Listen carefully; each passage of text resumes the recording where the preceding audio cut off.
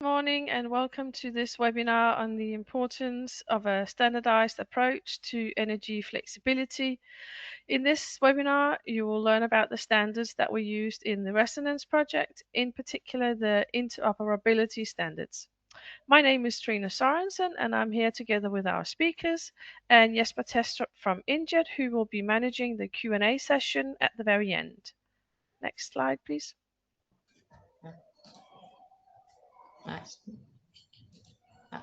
Okay, so first of all, a warm welcome to our speakers today. We will first hear from Cécile Rabrait from Trialog, who will present the standards used in Resonance. From then, we will then move on to the utilization of the ontologies and the S2 standard in the Resonance pilot. Henon Lamboro from Trialog will present the design and implementation of the Semantic Resource Interface. And next, Jan Meyer from Fortiss will present the instantiation in the German pilot. The webinar will conclude with a presentation of the trust, security and privacy in demand-side flexibility management by Dušan Gabrijelčič from JSI in Slovenia. We will end, as I said, with a short Q&A session, and you can submit your questions at any time during the presentations by using the question option in the toolbar on your, it should be on your right hand corner, top corner of your screen. So thank you, and I will now hand over to Cécile.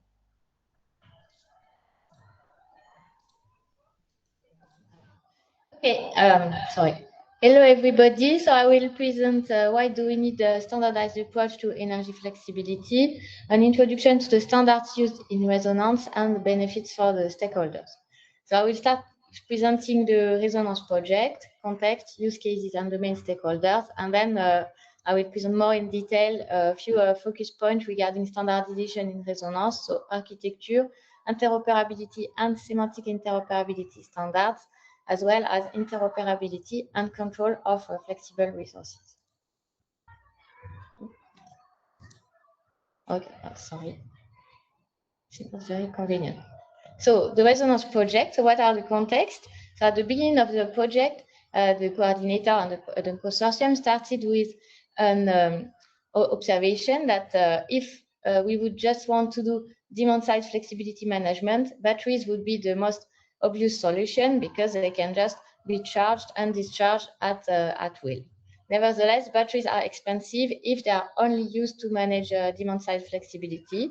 Thus, most of the flexibility needs to come from other resources. And in particular, due to electrification, there is a big potential in buildings like heating, cooling, for instance, and also in the transportation sector, since these systems possess natural flexibility, for instance, electric vehicle batteries and the thermal mass of the building, which provides heating inertia. However, the benefits to cost ratio is low when using assets from heterogeneous sectors. Thus, it makes it costly to customize flexibility solutions. And these assets are not currently as predictable and deterministic as a battery if we would use a battery only for demand response. So what solution was found by the Resonance project? Sorry, but this doesn't work fine. Now it works. So the solution proposed was the Customer Energy Manager, also called CEM, because it offers a narrow-waist interface for interoperability, which can hide the heterogeneity of flexible assets provided by the different sectors. Indeed, the CEM can provide a common semantic level interface, which we can also call minimum interoperability layer for energy resources and energy providers and consumers, and also flexibility market actors that we can see on the top of this diagram. Then the flexible assets can be represented as virtual batteries. Then the benefit cost ratio problem was also meant to be tackled through automation provided by AI in this project in order to reduce the minimum amount of human work needed, for instance, to onboard new resources. And advanced modeling techniques combining machine learning with physics can help learn and model the dynamics of heterogeneous flexible assets.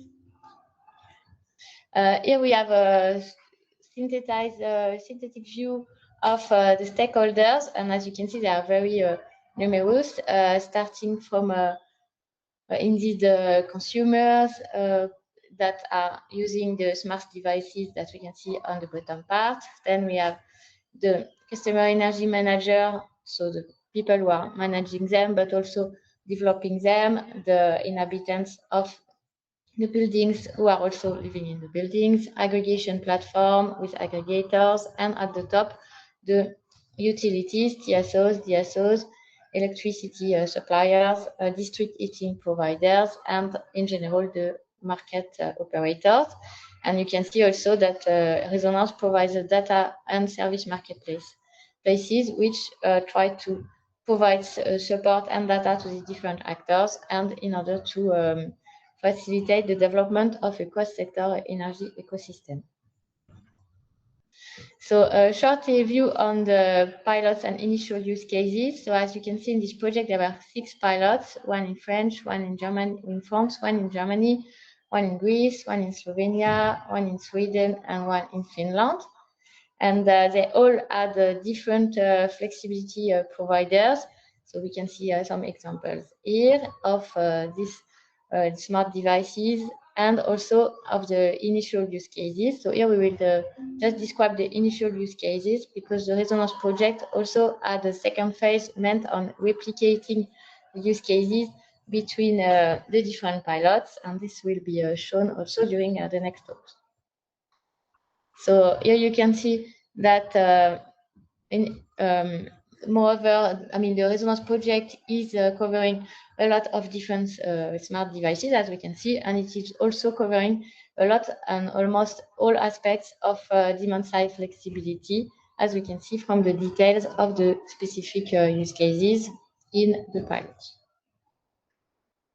And now we will see why do we need standardized architecture and how the Resonance architecture for flexibility management has been created and based on which standards. So as we, so VTT was the coordinator of the project, and they built together with input of all the consortium partners the Resonance architecture based on this first drawing, which illustrates again the central role of the CEM and explain all the standards of interest for to build this Resonance architecture. So I will just present a few of them. So the first one is IRC standard 62913-2, which is called generic smart grid requirements. And these standards provide a use case-based approach. And as you can see, its different parts describes different domains related to flexibility management and energy market management in general. So grid-related domain, market-related domain, resources connected to the grid, and electric transportation. So this was used as input for use cases and the construction of the architecture. And then more specifically regarding the system interface, so between the CEM and the rest of the power system, the 62746 standard family was used, as you can see, with its different parts, which describe also the use case, but specifically for this interface, the architecture, and finally, we think the one that is the most, that has been used the most is IEC 62746-4, which describes demand-side resource interface. And as you can see on the diagram, it is used to communicate between the CRM and the market operators. Based on this work, so the Resonance architecture has been designed, and the Resonance architecture pattern will be standardized in ISO IEC GTC1 SC41 via the AIoTI liaison that Trialog has, thanks to Antonio Kung's involvement in both these committees. And so a common document describing the different architecture patterns of several EU-funded projects has been submitted in May 2026, as you can see on the right. And more specifically, regarding Resonance, we presented the related patterns. So the Resonance architecture pattern is derived from the SGAM, well known in the smart grid domain, but also from the semantic interoperability framework.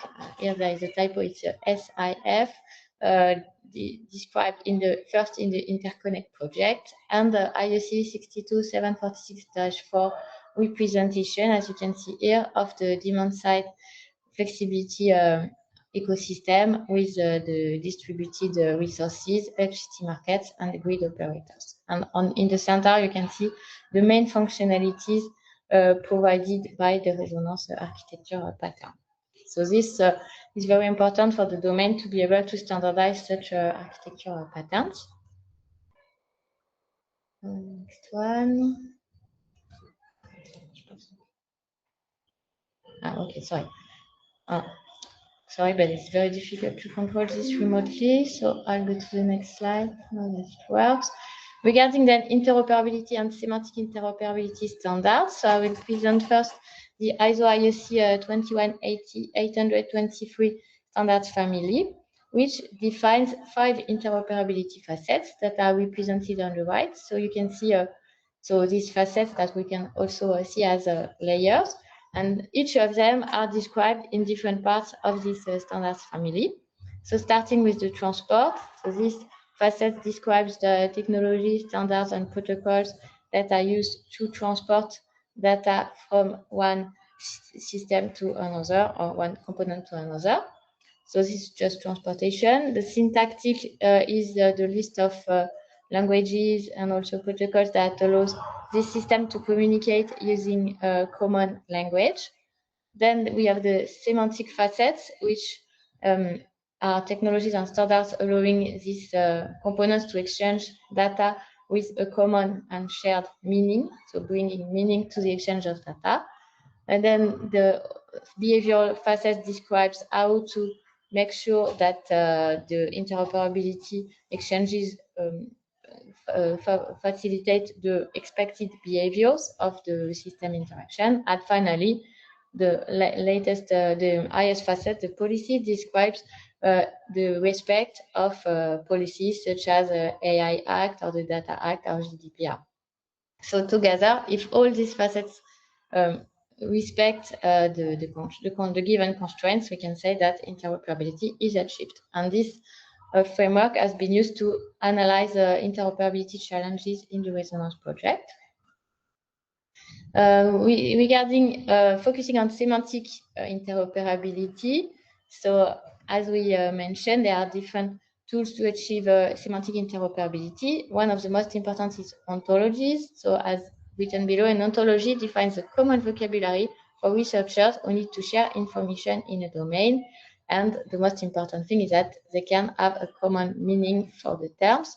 So in particular, in the Resonance project, we use SAREF, which stands for Smart Application Reference Ontology, and includes a core ontology that you can see in the middle. So that's a SAREF core. Different extensions for vertical domains, such as SAREF for energy, SAREF for buildings. So it will be explained more in detail, but we'll use several of them due to the heterogeneous natures of the assets covered in the Resonance project. And there is, as illustrated below, there is a set of reference ontology patterns, which are guidelines on how to use and extend SAREF for specific application or domains. And we'll come back to them later. And finally, I will conclude with the need for standardization for interoperability and control of flexible resources. And as you will see from the next presentation, in the Resonance project, we use EN 50491-12-2 standards from Sensenelec. So that's a European standard, which is also called, in short, the S2 interface. So S2 is an open communication standard, which is designed to enable the exchange of information on residential flexibility. So it's really focusing only on this type of flexibility between a customer energy manager and smart devices that provide flexibility. As we can see here from the diagram, with a smart device at the bottom, the resource manager, which is an intermediary logical component, which can communicate with a smart device. So that's what we can see here, using its native protocol and data model, and to manage the behavior of the smart device. So that's one role of the resource manager, but also it can communicate to the SEM the energy flexibility options that are used and activated by the smart device. And this communication can be, and that's what we use in the Resonance project, it can be transmitted via the S2 interface. And the S2 is supported by the S2 consortium that is trying to make it an industry standard, and it defines 5 control types for flexibility management. So depending on the type of assets that needs to be controlled, there are different control types. For instance, the first one, power envelope-based control, are for devices for which only the maximum energy energy use can be fixed. Whether power profile-based control is more for devices like washing machine that needs to follow a specific program, and this means the profile cannot be changed. It can just be, for instance, shifted or delayed. Some, on the contrary, the fill rate-based controls is more used for electric vehicle charging, because at the end, what is important is that the achieved charging level, the expected charging level is achieved, and not what is the profile. So this is a very useful standard that we have used in Resonance and would like to see more used in the industry. Finally, to conclude, what are the benefits of using standardized patterns and solutions for stakeholders? And as you can see from the beginning of my presentation, there are many in the Resonance project. So it provides these standards together, they provides proven and reusable architecture in the demand-side flexibility management ecosystem. This architecture and these standards, they provide an easier integration of systems, assets, or components in the same ecosystem. It also allows an easier onboarding of new assets, resources, or smart device in order, as we said from the beginning, to limit the manual effort of adding these new assets in the DSFM ecosystem. And thanks to semantic interoperability, there is a preservation of the meaning of exchange information, which is important because, as you could see from, for instance, the previous slide, there are different ways to exchange flexibility, and we need to be precise on what is offered as flexibility and what is expected. And finally, we identified in this project a need for reusable ontologies and open standards like S2, for instance, to scale up demand-side flexibility management at the level of the European Union. Thank you very much, and I will let Henon present the next talk. Yes, thank you, Cécile. We will give the word now to Henon, if you will move forward. Okay, thank you.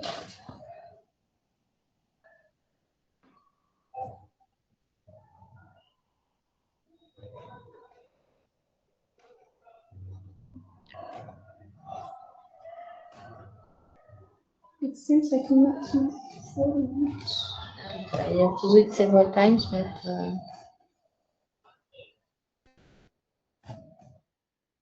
yeah.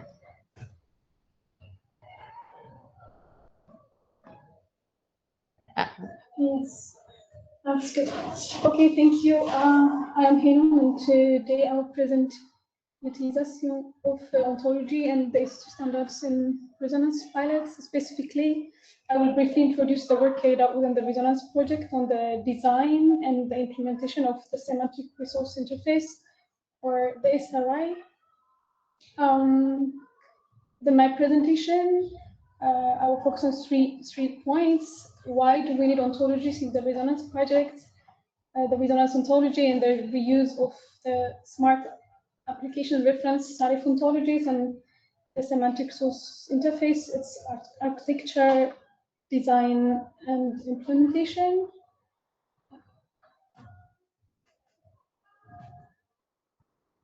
Let's get to the first point, which is why do we need ontologies in the Resonance project? The Resonance project involves multiple pilots and heterogeneous energy resources. In Resonance pilots, we have buildings, energy management system, EV charging, infrastructure, sensors, IoT device, market, and flexibility services. Having an energy ecosystem that's heterogeneous and complex, this is a challenge. And when different systems describe the same concept in different ways, data exchange requires custom integration. And this increases the development effort and reduce scalability. As a consequence of this challenge and problems, we need semantic interoperability. In case that semantic interoperability is expensive and difficult to handle, Then as a solution, we have a shared common semantic interoperability component, which is ontology. So the project adapts a reuse strategy to reuse existing reference ontologies and build also its own ontology.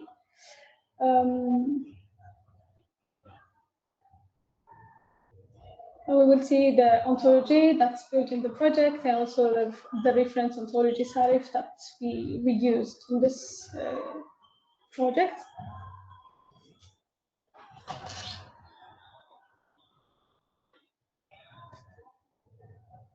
Okay, the resonance ontology, it's been developed using MA ontology development methodology, and the core principle of this methodology is reuse before create, and the following step has been carried out in order to have ontology, resonance ontology.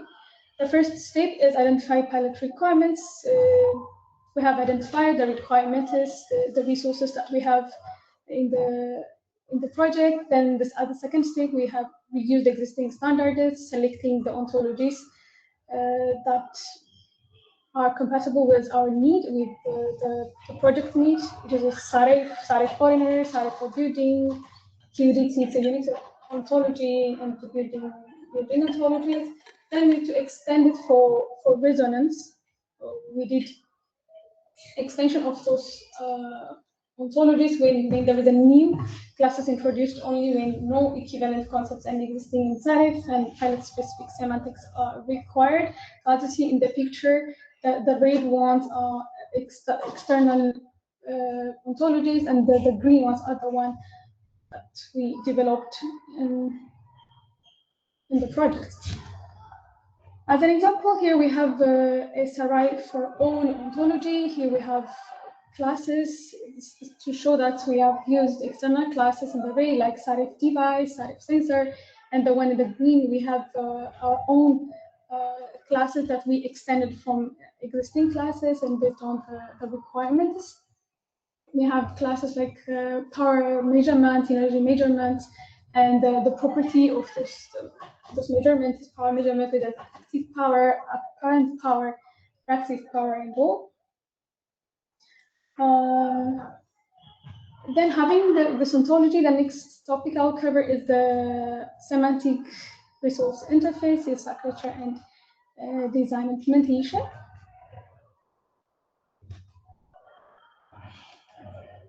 Okay, well, the Semantic Resource Interface is a component that ensures a common understanding of data exchanged within the resonance, and it enhances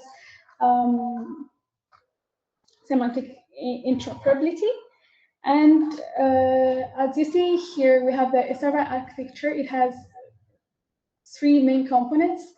One is the resonance ontology that is used as a common semantic data model for resource data exchange. Then we have MQTT broker and used to dispatch semantic data.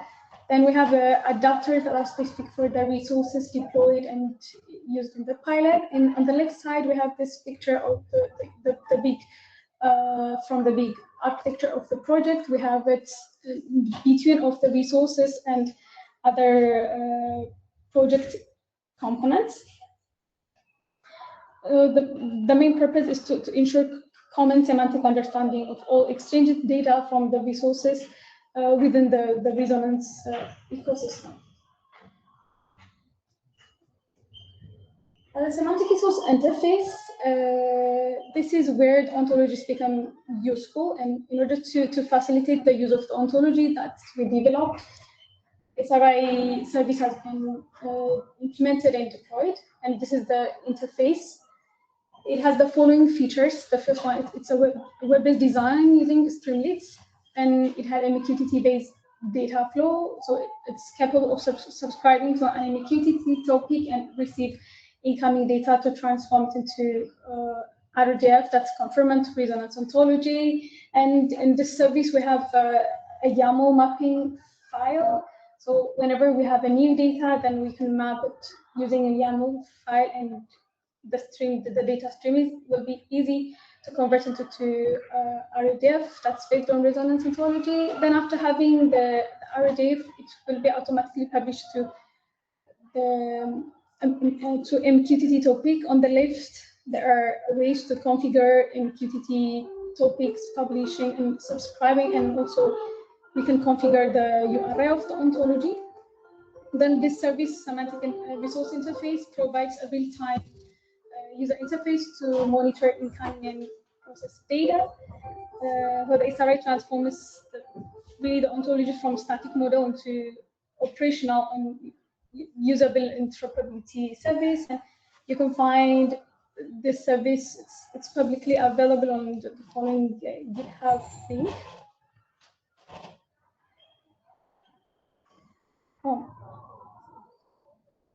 To conclude, ontologies are essential for semantic interoperability and complex energy ecosystems. And the Resonance project successfully reuses existing standards such as SAREF while extending them only when it's required. And the Semantic Resource Interface operationalizes semantic data exchange using MQTT and ontology-driven mappings. And this work demonstrates how semantic technologies can move beyond the theory, and we can provide practical solutions for real-world energy demand and flexibility management systems.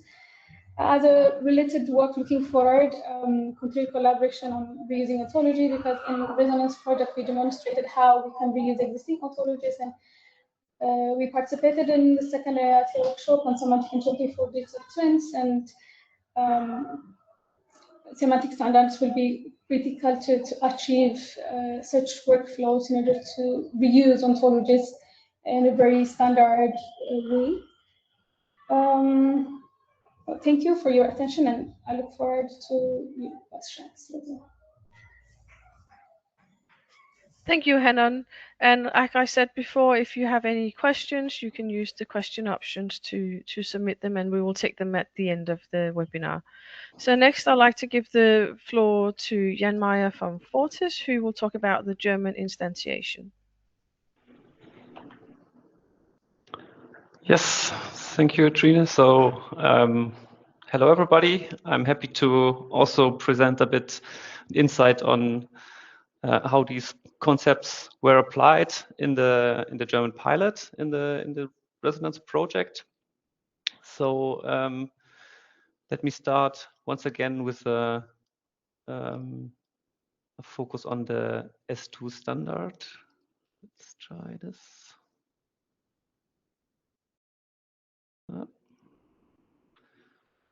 Try the next slide.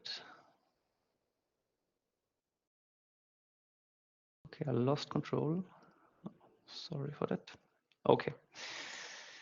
Yes, so we had also the concept of this narrow waist model before in Cécile's talk. And like 10 years ago in Germany, we had a project for a district energy management with only 5 buildings. And we tried to centrally manage the heat and electricity dispatch in that district. And it was already getting quite a huge data model, and for just aggregating all information, static informations like, I don't know, power, installed power and so, but then also dynamic data. And it was quite overwhelming already, and it was not even having like building models like maybe we use nowadays.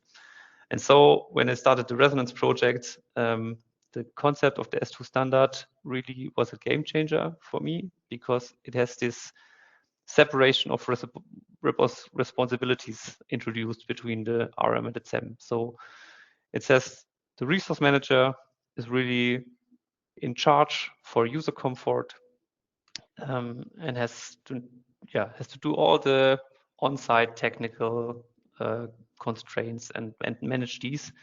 And just on top of that, there might be some flexibility. Maybe you can switch in time, or maybe I don't know, delay things.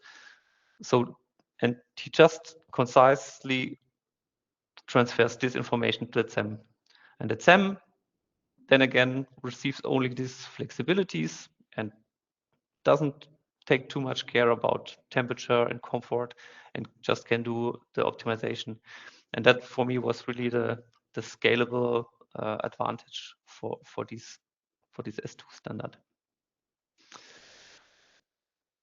And so they are, I think, already introduced. I don't have to go into details on that again. The control types, different devices, of course, maybe are better using the one or the other.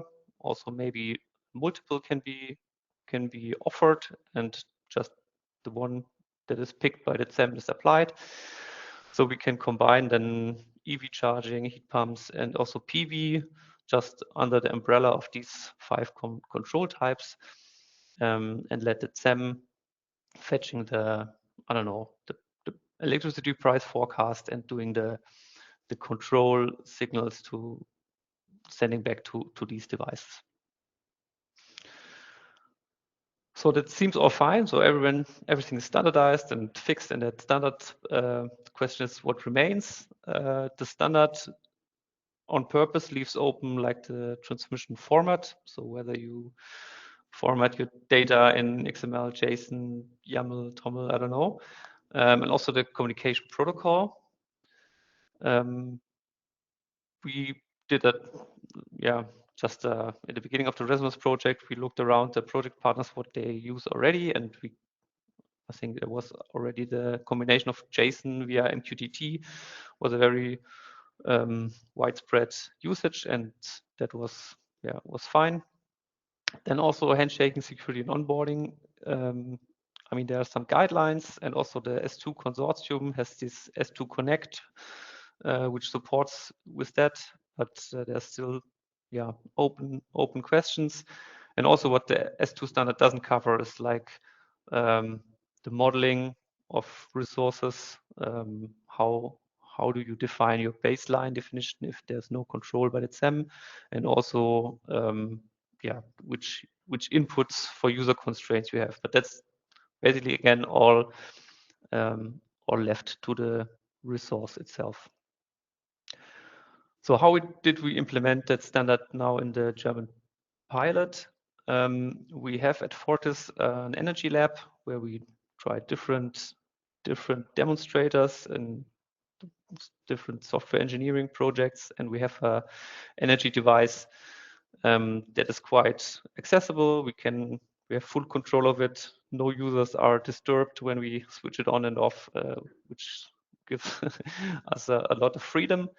And we started building the system on that prototype, and then transferred it to the industrial applications, which is a clean room of an industrial facility in the German pilot. So, but I will focus a little bit more on that prototype device, because it really has a lot of properties that makes it emulating EV charging, heat pumps, and a lot of scenarios that can be covered by the standard. So, yes, a little bit closer look to that device. It's basically electricity powered heat storage, you can call it like that. So it has a small compressor like from a fridge inside, which compresses air and separates hot and cold heat, which then with a small ventilation system, it flows it through this meander structure, where this PCM storage material, so phase change material, which on the one side of the device offers a heat storage chamber, and on the other side a cold storage chamber. So we could even simulate some cooling applications with that device. But for now, we just stay on the hot side of the device. And so we equipped that storage or smart storage device with a lot of sensors. So we did that in also before of the start of the Resonance project with another research institute from Munich. And we equipped it with a lot of sensors, which we can follow up with a resource model. So we started building an AI model to forecast the different temperature values at the different positions in the storage chamber over certain sequences of charging, discharging. So we trained that model so that the device very well knows its own behavior in the future. So we have a resource model for that device, which is indeed crucial if you want to assess your flexibility of your device. The model needs to predict, I mean, what have these or the other actions a consequence for the user comfort, and can we apply it or can we don't apply it? Can we offer it to a SEM or not? So this is also like the separation of concerns between the RM and the SEM, that it's a good thing that the resource model, which is really tied to the resource and really individual and trained for our own building or our own device, stays also on the level of the device and is abstracted only by this S2 interface.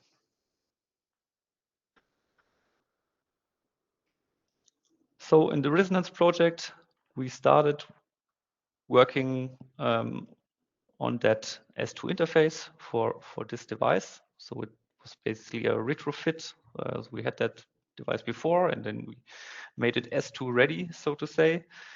And we did that with the resource manager catalog, which comprised, which is composed of these 4 packages, which is the semantic resource interface that we just heard before, the resource manager interface, where I will tell a little more about now, the resource model or automatic modeling pipeline, and the optimal control module.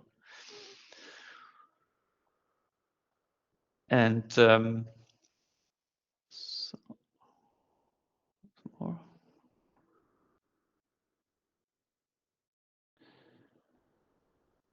exactly. So we have, sorry, jumping too far here. With the model on this device, we have the possibility also to derive a future state of charge, and the idea is then to model the user constraints with a future state of charge. That can be, I don't know, I want to have my car charged to 60% at 8 o'clock in the morning. That could be set with a state of charge goal, but also I won't always have a comfort temperature of 21 degree. That could also be transferred somehow, abstracted into a state of charge goal. Also some demand could be modeled like that. And so we have that as a user input, simplified of course, but it works quite well.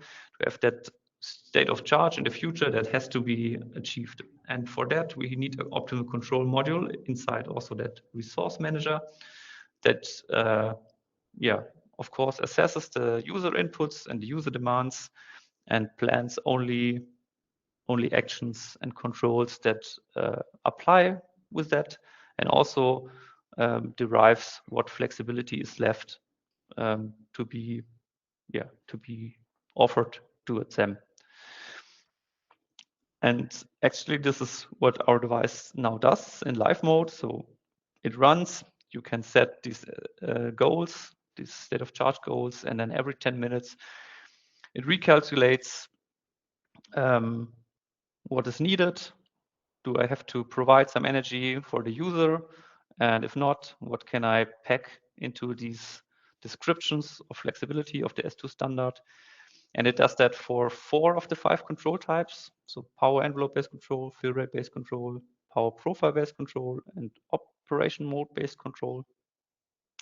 Maybe I shortly explain why. It has, of course, it's an operation mode-based appliance. You can switch it on and off. So operation mode-based control is quite straightforward.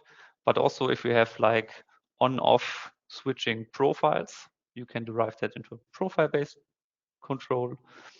And if you have also a kind of a storage device, you can separate device conceptually into a operational active unit and a storage unit. So then you can also describe it as fill rate based control. And power envelope based control is really just an abstraction of some energy to be delivered in a certain time with certain power limits. So that's why it's really a nice example to showcase all these different control types.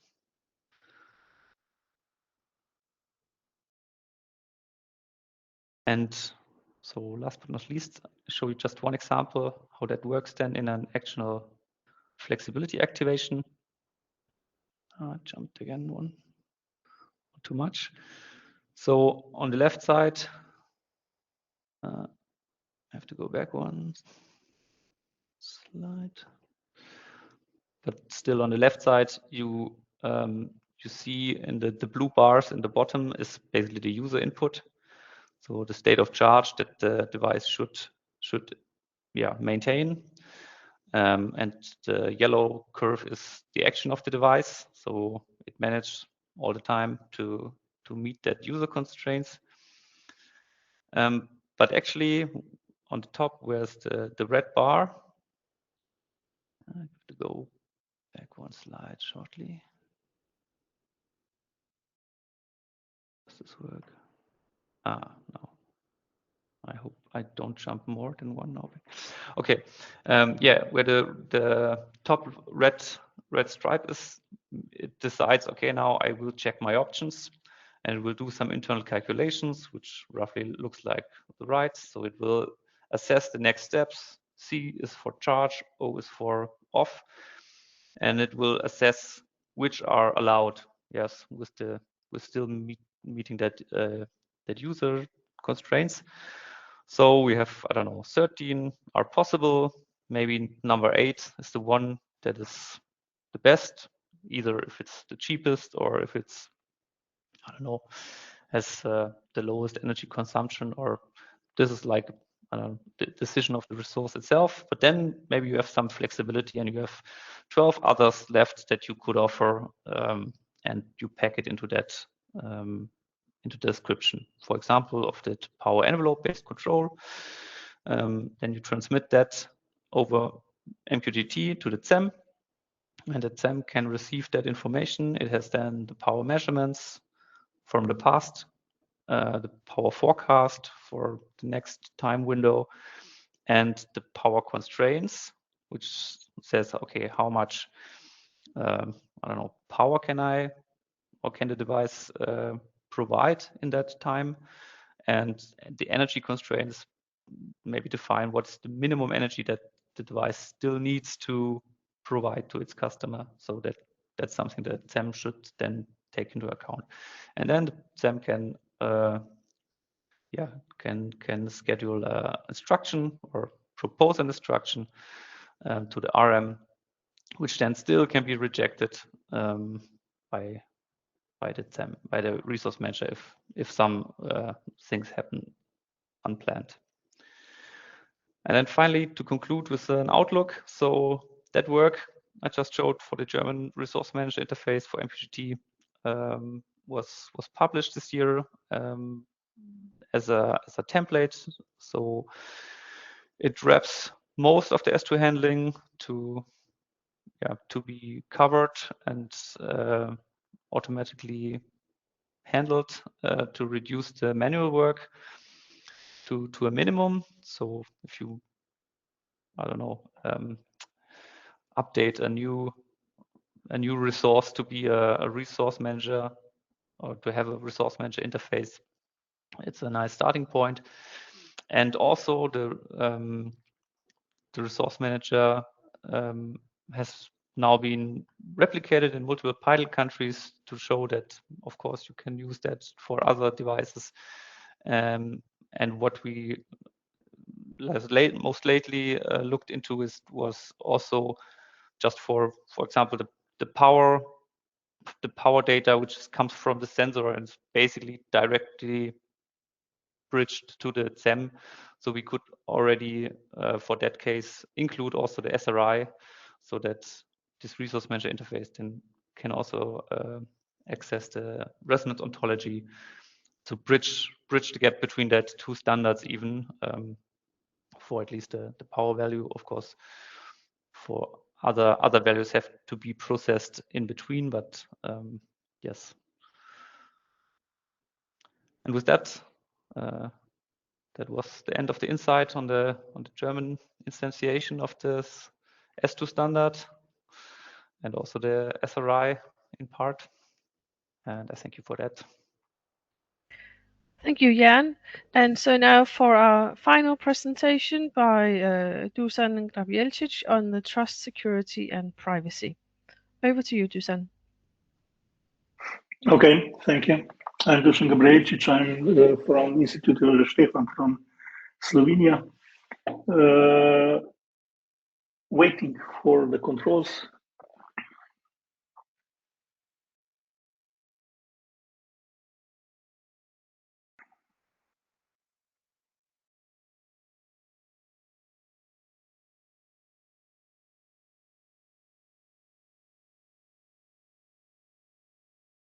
Okay, here is the presentation outline. We will provide a brief introduction in Resonance project, actually just position our work. We will develop a little bit in trust, security, and privacy in related standards. We will present the requirements, use cases, and actors that we considered, sketch a conceptual solution, and provide some brief information on model implementation. And at the end, we will present the reference when the further information can be found.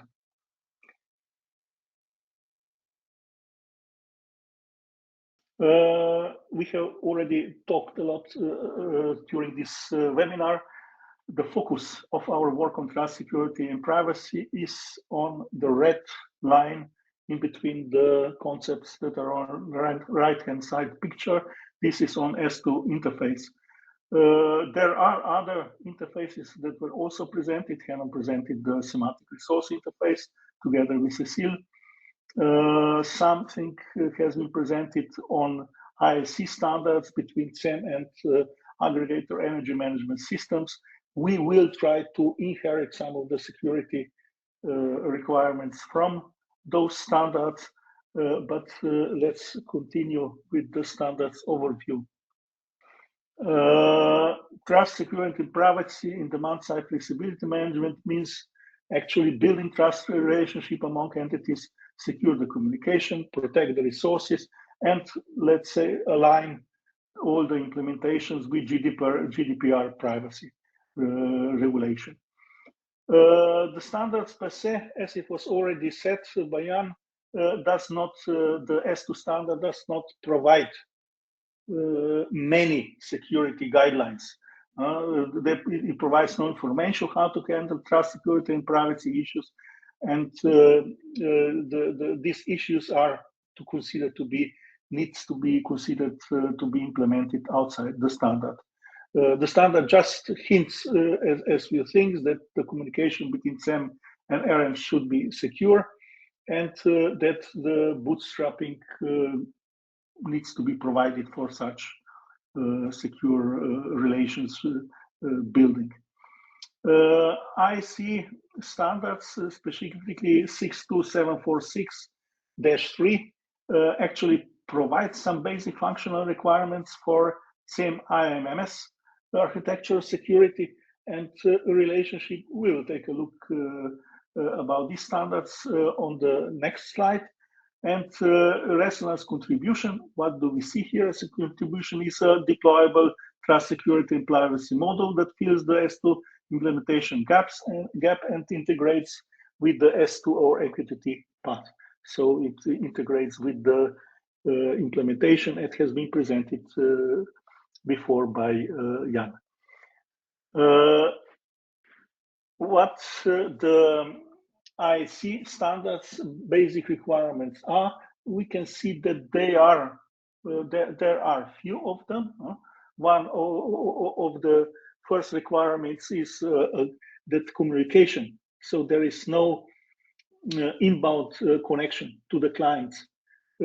Needs to go through a communication server, for example, like MQTT broker. Standards suggest that role-based access control should be provided to manage privileges to access and manage the resources. The communication between the clients and servers should be secured, which is reasonable. And a consequence of the first line is that communication servers should be trusted by both clients and servers. And the last line actually indicates that client and servers in the, let's say, ecosystem need to provide understandable security services to secure actually the clients and servers. This means firewalls, various protections, etc. We won't delve into this, but more or less all the other lines are well aligned with the intentions of the Resonance trust, security, and privacy work. We have set our basic requirements. This, please note, this is just an abridged version of what is available in the references. These requirements are split into the three groups: in trust, in security, and privacy. The trust ones actually, somebody needs to manage identities somehow, which are then used to build the trust relationship between the entities. We will discuss this, how is this done afterwards. Of course, communication should be secured, and access control to sensitive assets and data needs to be provided. And this access control could consider role-based access, but also other types of access controls, and needs to be fine-grained enough to not to give all the privileges just for one or two entities. And on the end, the GDPR requirements, which are, or privacy requirements, which actually expect the compliance with the privacy regulations, prefers explicit data flows so that it's understood where the data goes from and to. It requires explicit consent to access sensitive data, and it promotes three different goals. Data minimization. This means that the minimal data is used to implement certain component or certain actor purpose. And this is well aligned with fine-grained access control policies that needs to be available for this implementation, and transparency of the design and by design. This means that the design of the system should take trust, security, and privacy in focus when designing the whole system. Here are the use cases and the actors. We can see that there are actors like aggregator, end user, technical aggregator, and electricity distributed operator, but as well some technical entities like aggregator, implementation of aggregator, customer engine manager, and resource manager. And all these participate in the security use cases that are presented here. Use cases are from creating and managing identities to giving these identities authorizations, which are used in access control, and the entities should be able to communicate securely. Everything is bootstrapped up by bootstrapping the relationship between the entities. Here I will show the implementation. Here are some ideas that we have during the implementation. We wanted to utilize self-sovereign identities. The design that is oriented in the end user without central authorities, require little infrastructure because of the ledger and services. Grateful building the relationship between entities, provide means for specifying authorizations, alike distributed policies issued by resource owners. The SSI has also other challenges. You never know to whom you are talking if the bootstrapping is not done right. and it's not suitable SSI per se for heavy load communications. There is no alternative for heavy battle tested transport layer security that is used nowadays to secure the communications on the internet level. As a solution, we were looking into a blend of both classical and modern solutions. Conceptually, the design of the system, security systems, looks like this. We won't dwell at the moment into the details of this system because there is not enough time for this, but we can see that the entities that were presented before, actors and entities presented report in use cases, now get specific set of credentials, both X509 credentials and authorizations and authorization credentials provided by SSI. This actually digital credentials are then used in communication to provide exchange of information between the system entities, and the communication server acts as access control, let's say, acts like an interceptor and enforcer of access control decisions that are provided by access control server based on verifiable credential information that it was actually agreed upon in a bootstrap part of the implementation.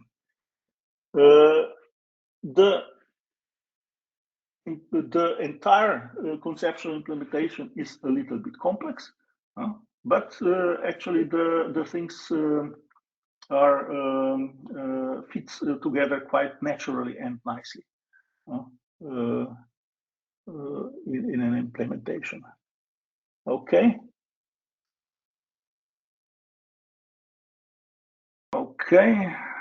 This is just a wrap up how the bootstrap is done.